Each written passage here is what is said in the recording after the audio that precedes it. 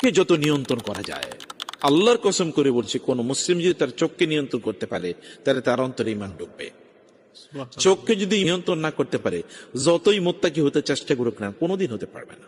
আল্লাহ রাসূল কি কথা বলেন নাই, যে ব্যক্তি সকালে ঘুম থেকে উঠতে পারে না, শেফা আসবাহা খাবিসান নাফসি কাসলান, যখন সে ঘুম থেকে উঠে সূর্য ওঠার পর তখন সে একটা খবিস অন্তর নিয়ে ঘুম থেকে উঠে। খবিস অন্তর, খবিস অন্তর বুঝতে পেরেছেন তো? খুবই খারাপ মানুষের মন নিয়ে সে ঘুম থেকে উঠে। এবং কাসলান, তখন উঠাই বলে ঘুমাইছে কিন্তু 8 ঘন্টা, মাথাটা ঝিনঝিন করে, পিঠটা ব্যথা করে, পাটা ব্যথা করে, কারণ ঘুমের সময় ঘুমায় নাই। হয় কিনা এরকম বলেন?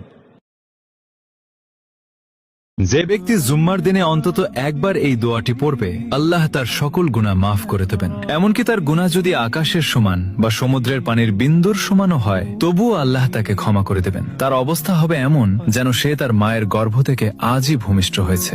আপনার মাধ্যমে যদি কেউ এই দোয়াটি শিখে এবং আমল করে আর তার জীবনের সব গুনাহ মাফ হয়ে যায়, তবে এর সওয়াব আপনিও পাবেন। আর যদি আপনি এটি না জানান, তবে কিয়ামতের দিন আপনাকে এই বিষয়ে প্রশ্ন করা হবে। দোয়াটি হলো আস্তাগফিরুল্লাহাল আযীম الذي لا إله إلا هو الحي القيوم وأتوب إليه।